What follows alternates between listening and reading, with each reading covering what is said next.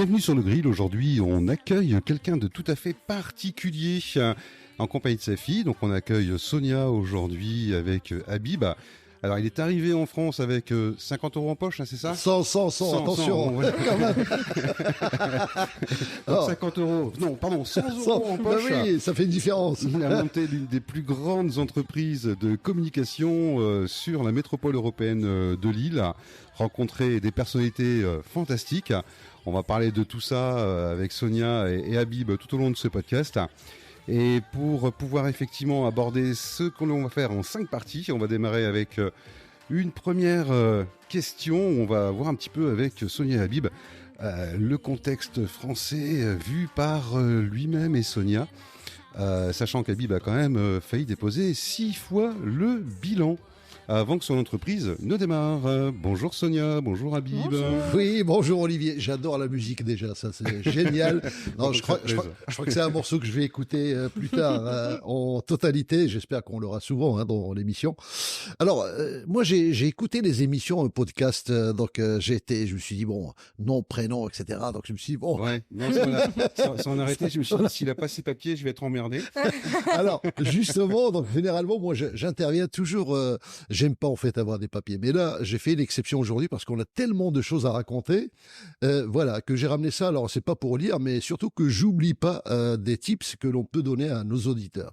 Et j'avais préparé, alors je suis désolé, j'avais préparé un pitch parce que j'ai vu qu'à chaque fois tu démarrais, bon on se tutoie dans la communication, on se tutoie, plaisir, hein. On se tutoie, on se fait la bise dans la com, on se parle par nos prénoms, n'est-ce pas Sonia? Hein, n'est-ce pas. Absolument. Bon, alors, et je me suis dit, il faut quand même que je raconte le pitch de Kayak. C'est qui Kayak? Qui sommes-nous? Qu'est-ce qu'on fait, etc. C'est quoi Kayak Communication? D'abord, Kayak, c'est une agence de communication 1080 degrés. Et donc, avec 32 ans d'activité, un peu plus de 32 ans aujourd'hui, eh bien, on a réussi à traverser le temps. Et comment est-ce qu'on a fait? Eh bien, ça va être, à mon avis, l'objet de toute l'émission, parce que on va falloir quand même qu'on explique à nos auditeurs quels sont les petits miracles qui ont fait qu'on a pu rebondir à des moments très difficiles. Alors, Kayak, c'est quoi? Déjà, commençons par là. Kayak Communication, en fait, elle apporte des solutions personnalisées qui sont rapidement opérationnel et rentable, parce qu'aujourd'hui il y a une histoire d'immédiateté. Les gens, quand ils payent, ils veulent quelque chose de tout de suite. Voilà, donc on veut voir tout de suite le résultat. Donc il n'y a pas de théorie, et donc ce sont des solutions à la fois créatives et budgétaires. Alors j'insiste sur le mot budgétaire parce que ce qui est important, c'est de se dire que chez Kayak, on travaille aussi bien avec des très petites entreprises qu'avec des grandes institutions, des grandes entreprises. Et nous, notre fierté, c'est justement d'avoir fait grandir nos clients. Donc, on a des toutes petites entreprises qui ont démarré avec nous. Bon, il y a certaines il y a 20 ans. Hein, donc, quand même, ouais. Ce qui est bien, c'est qu'il y a une espèce de fidélité, et j'imagine qu'il doit y avoir une raison. Alors, il y a quelques exemples qui viennent à l'esprit. Par exemple, on a une entreprise, il y a 7 ans, elle faisait 3 millions d'euros de chiffre d'affaires. Aujourd'hui, elle fait plus de 25 millions en 7 ans.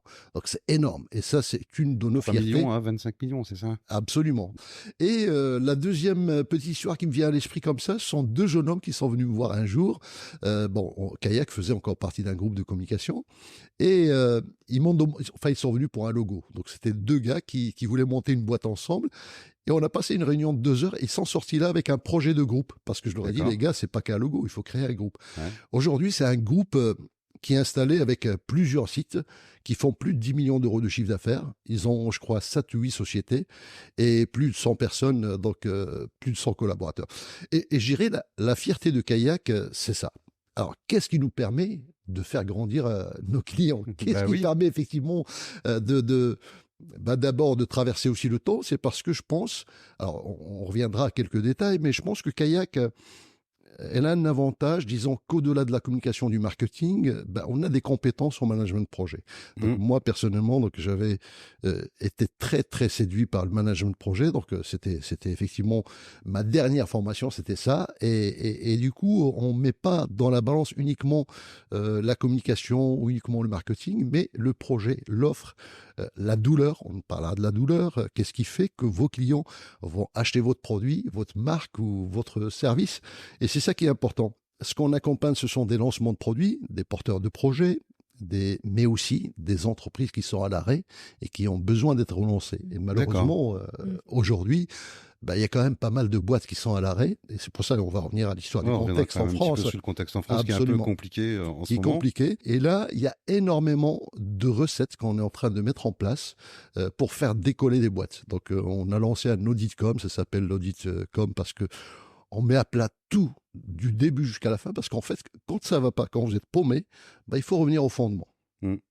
Qu'est-ce qui a fait? Voilà, il faut revenir au fondement et on pose tout. Et parfois, les solutions sont des choses beaucoup plus simples que ce qu'on ne pense. Ça, j'en doute pas, c'est clair. Alors, comment est-ce qu'on fait, ça? Comment est-ce qu'on fait évoluer nos clients? Eh bien, en activant, bah, je dirais les tendances les plus impactantes en termes de marketing digital. Donc, et ça, Sonia en parlera beaucoup mieux que moi parce qu'il y a des pratiques aujourd'hui. Vous savez, on a dépassé l'ère du B2B, le B2C, c'est-à-dire business to business, business to consumer. Et ça fait longtemps, il faut que les entreprises le comprennent, qu'on est entré dans l'ère du C2C. C'est-à-dire du consommateur au consommateur. Aujourd'hui, le meilleur vendeur pour une boîte, si vous êtes un entrepreneur, si vous vendez quelque chose, votre meilleur vendeur, c'est pas vous, c'est même pas l'agence. Bon, voilà, on est une agence, c'est même pas nous. Ce sont les consommateurs, vos clients. Et à partir du moment où vos clients parlent à d'autres clients, ben, vous avez tout gagné.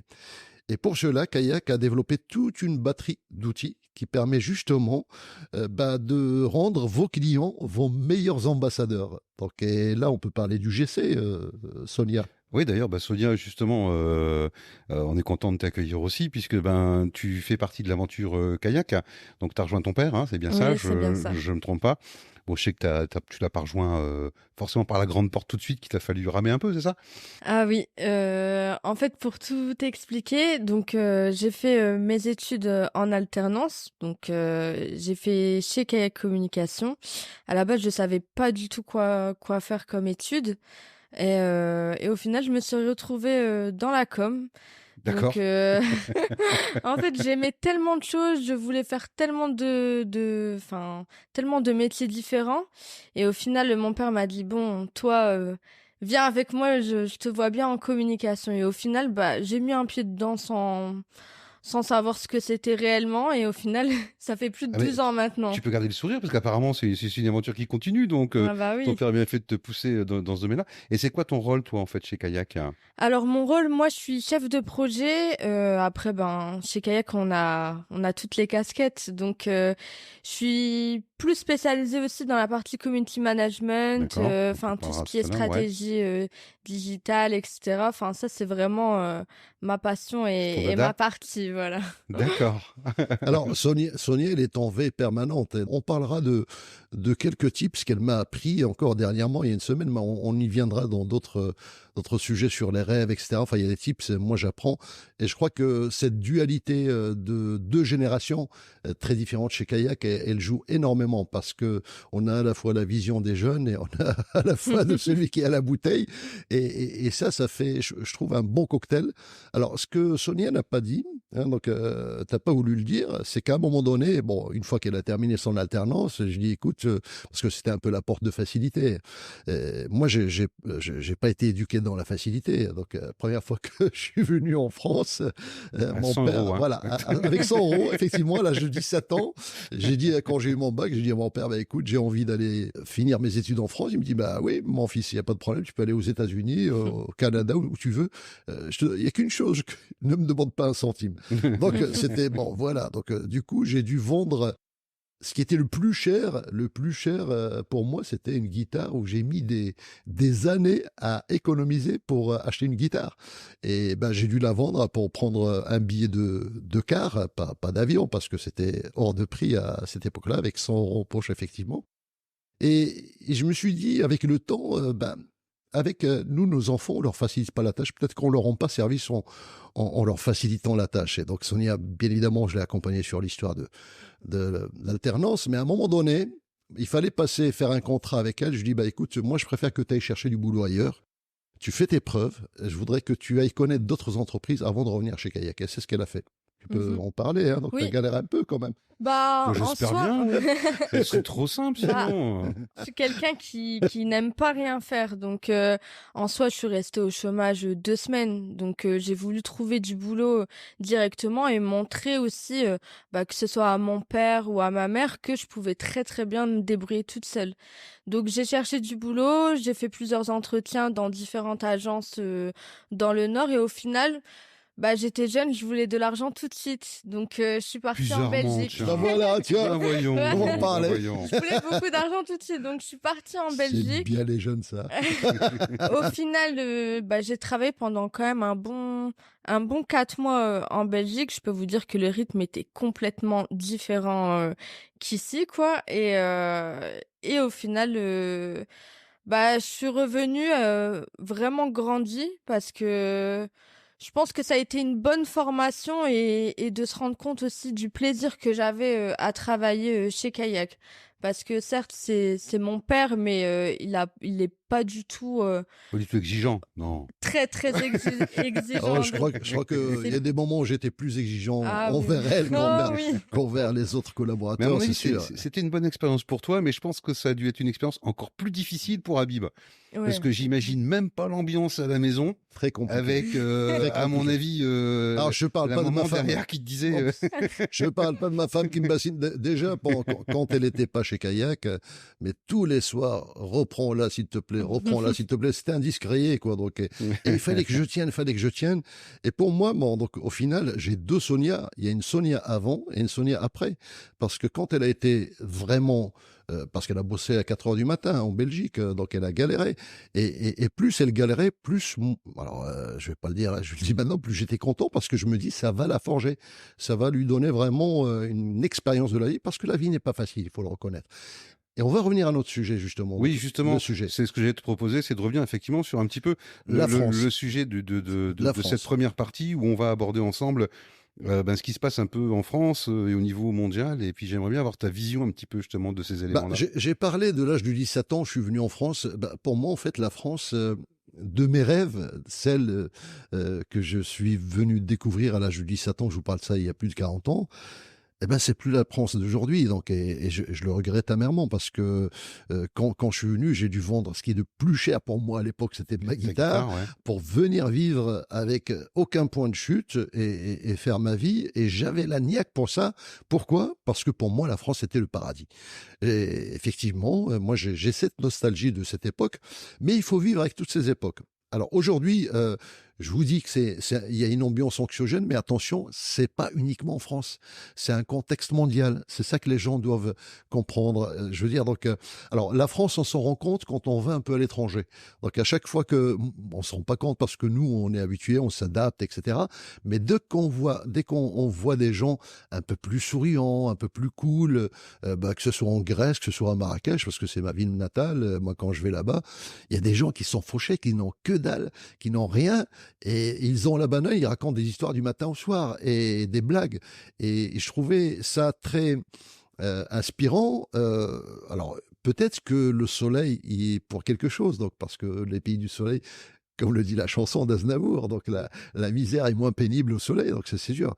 Mais en même temps, on connaît le tempérament français, donc on est, alors je vais pas dire râleur parce que je vais me faire taper sur les doigts, mais on a ce tempérament, enfin bon, on va dire latin. On est quand même des Gaulois quelque part. Des Gaulois, on est Gaulois, ça c'est clair. Hein. Et c'est ce qui fait la richesse de cette France. Mais alors, à quoi est-ce qu'on peut justement, d'après toi, en fait, pourquoi on est dans cette société anxiogène en ce moment? Qu'est-ce qui se passe en ce Alors, il y a moment, deux en fait, hein éléments. Il y a d'abord le côté économique. Alors, vous savez, quand on est en période de croissance, quand tout va bien, tout le monde il est beau, tout le monde il est gentil. Et ça, même dans les entreprises. Et quand ça va mal, on cherche un bouc émissaire et on se tape sur la tronche les uns les autres.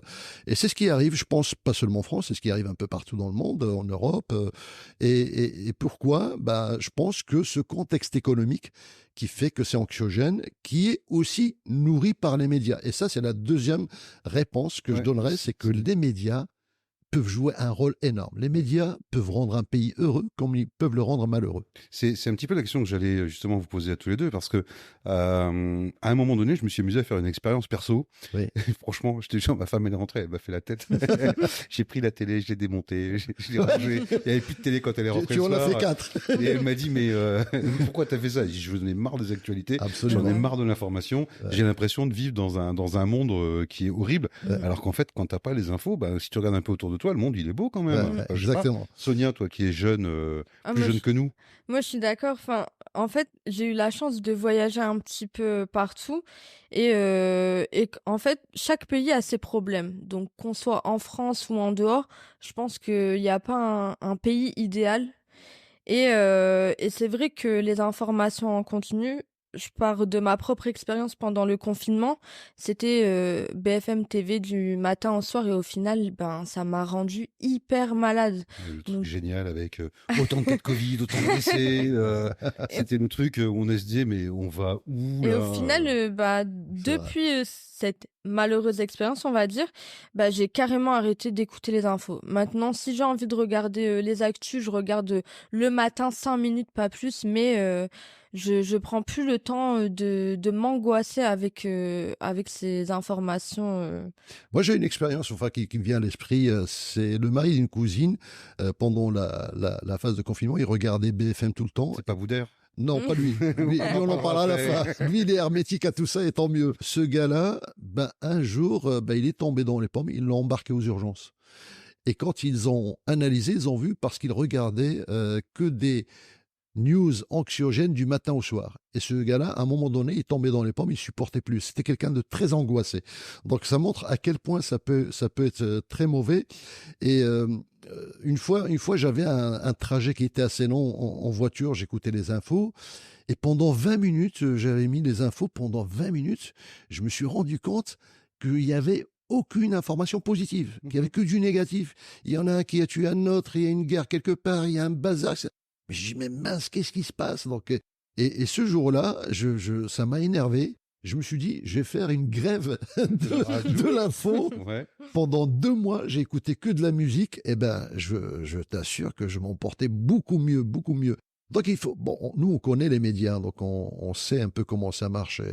Et, et on sait que les médias peuvent quand même jouer un rôle essentiel. Vous savez, quand on reçoit un message de l'AFP, l'agence France Presse, ben, elle envoie une info anxiogène, ben, elle est relayée du matin au soir par tous les médias en France.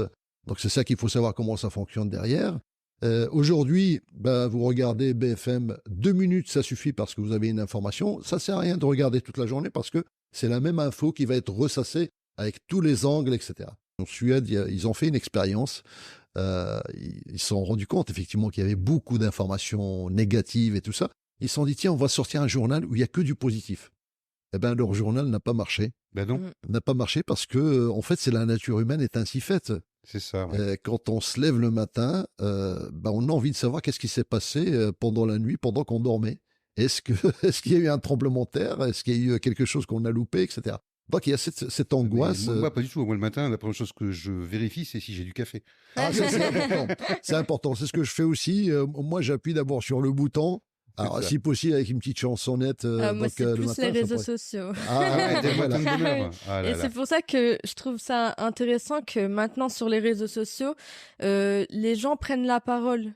Oui. Donc, et je trouve que comment dire, ça équilibre ce que les médias diffusent. Absolument. Et du coup, bah, les réseaux sociaux ont un rôle important pour l'information. Alors, petite astuce, si vous me le permettez tous les deux, puisque tu Ouais. me disais que tu avais arrêté la radio en voiture et que tu n'écoutais plus que la musique. Ah, Alors, vous pouvez aussi écouter des podcasts. Hein. absolument. Voilà. Tout Ça, à fait. C'était une petite astuce que je vous c'est pas ça. Vous pouvez écouter les miens aussi. on n'y est pas c'est pensé. plus mal. Voilà. Chez Clacom, on fait de bons Absolument. podcasts, donc faut pas hésiter. Non. De votre côté, si vous aviez effectivement une astuce ou quelque chose à donner aux auditeurs pour justement rester zen un peu dans ce contexte, ça serait quoi? Bon, mesdames et messieurs, c'était une page de pub. Je ne sais pas si vous l'avez remarqué. J'ai du placement de produits discrets. Voilà, absolument. Voilà, c'est juste une page de pub, La com, effectivement. c'est tout. Quoi. Mais c'est vrai que moi, j'ai rencontré des gens qui écoutent des podcasts maintenant dans leur bagnole parce que c'est beaucoup plus enrichissant. Et je crois que les jeunes, ils s'informent plus par les réseaux sociaux que par la télé. Ouais, tout Donc, à fait. Ouais. on regarde de moins en moins la télé. On n'est plus sur le smartphone. Et ça, mesdames et messieurs, dans les médias, c'est un peu de votre faute, quoi. Donc, essayez d'être un peu plus créatif et de nous sortir un peu de ce marasme, Et quoi. faites appel à Kayak. Et toi, tu fais quoi alors? Du coup, ça, c'est du placement de produit aussi. Bien vu, Sonia. Et toi, tu fais quoi pour rester zen alors, du coup, Sonia, donc? En fait, avant, on va dire que j'étais quand même dépendante de mon téléphone. Je pense comme beaucoup de personnes. Et au final, maintenant, j'ai compris que c'était à moi de contrôler. Donc, j'ai enlevé toutes mes notifications. Et quand ça va pas, je coupe le téléphone et la télé. Ton Donc, père t'a pas acheté un Nokia 3310 pour Je crois que c'était l'une des premières à avoir un smartphone. Et à un moment donné, ça faisait partie de son bras. En fait, c'était le prolongement du bras. C'est ça, ouais. Et en fait, c'est marrant, pendant le repas, on voit pas ses mains, mais elle tapait sans regarder. parce que maintenant, en fait, on reçoit des notifications sur les actus, sur même les réseaux sociaux, etc.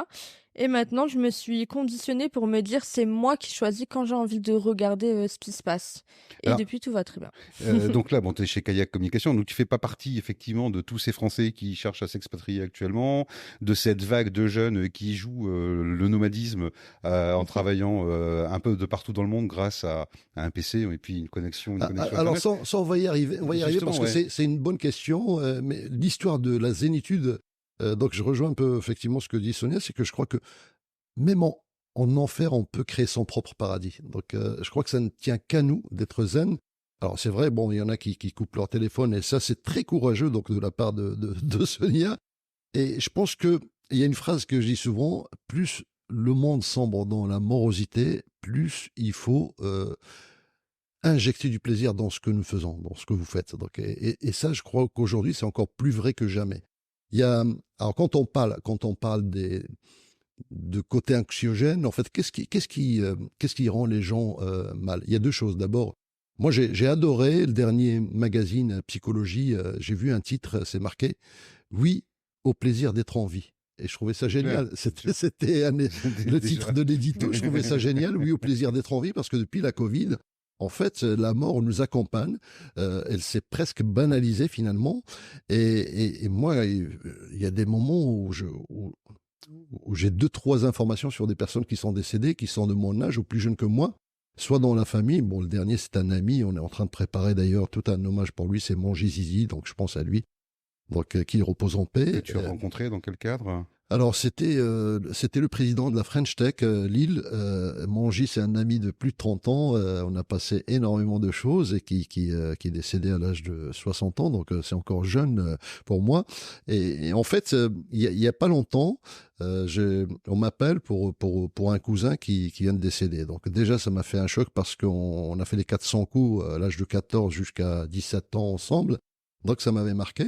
Et 2 jours après, je me suis dit, tiens, lundi, on était le samedi, lundi, je vais passer un coup de fil à mon ami Mangy que j'ai pas vu depuis 7 mois.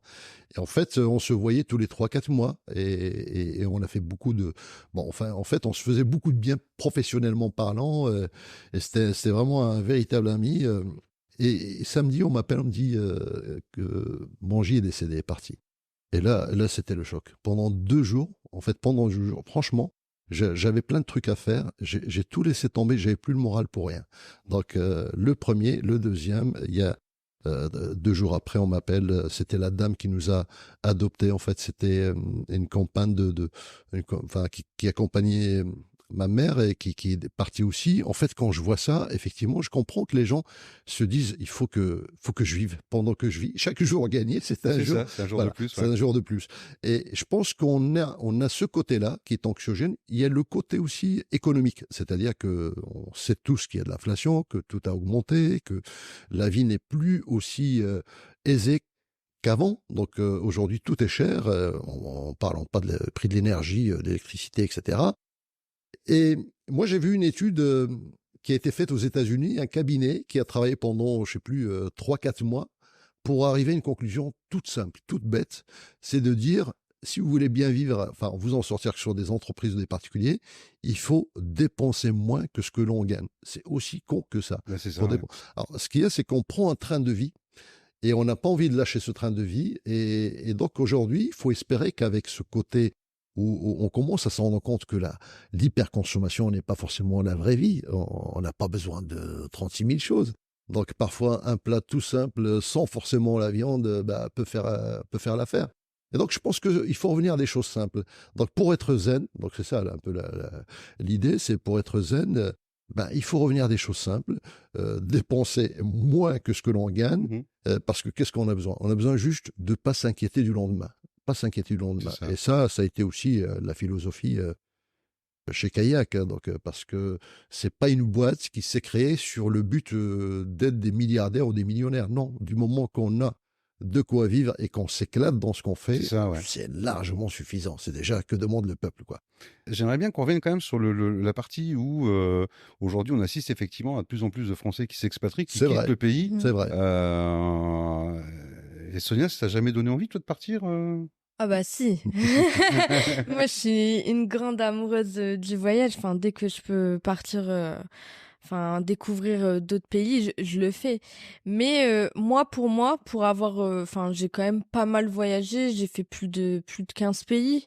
Donc, j'ai que 28 ans. Donc, j'ai encore un peu de temps pour découvrir le monde.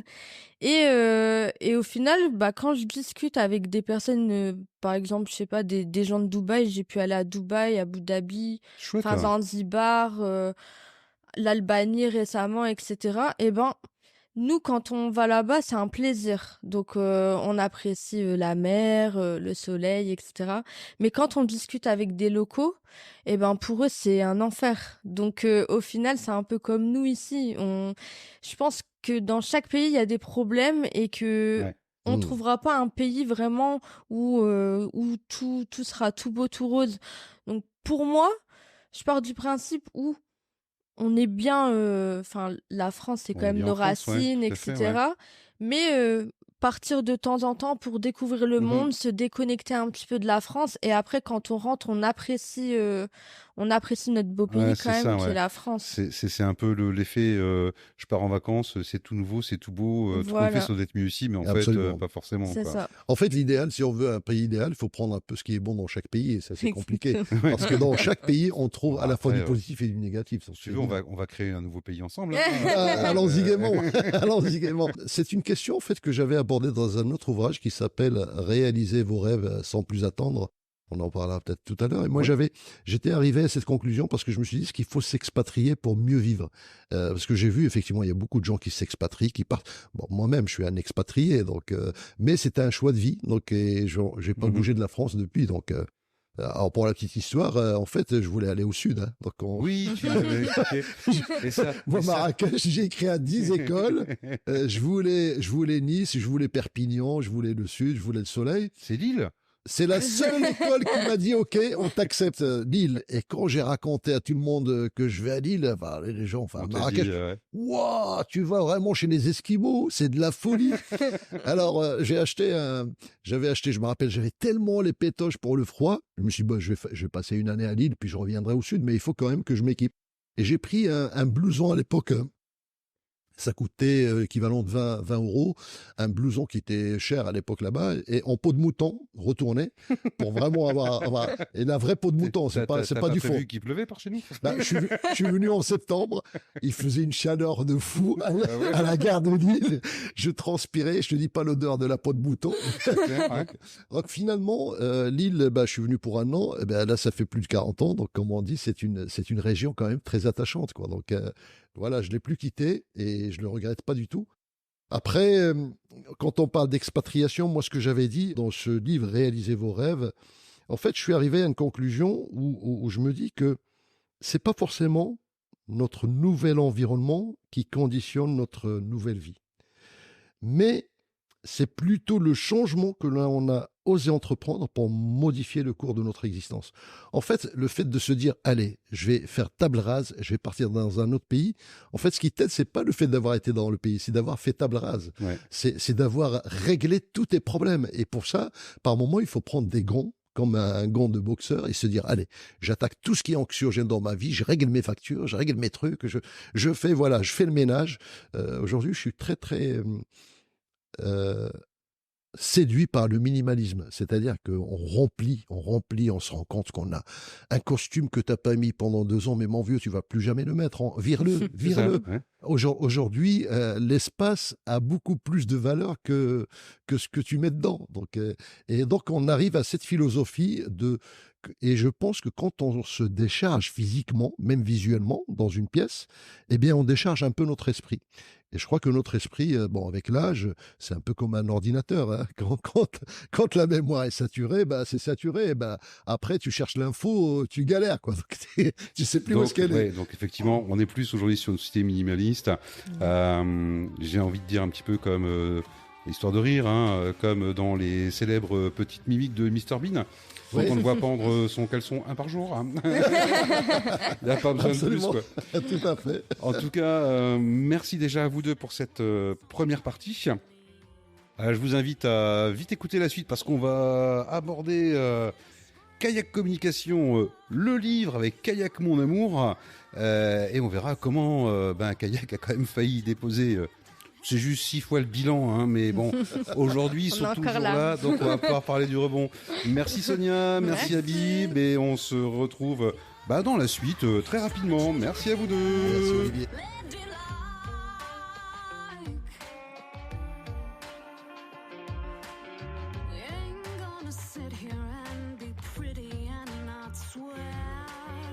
No, we may not sound like sailors, but we will if it's fair.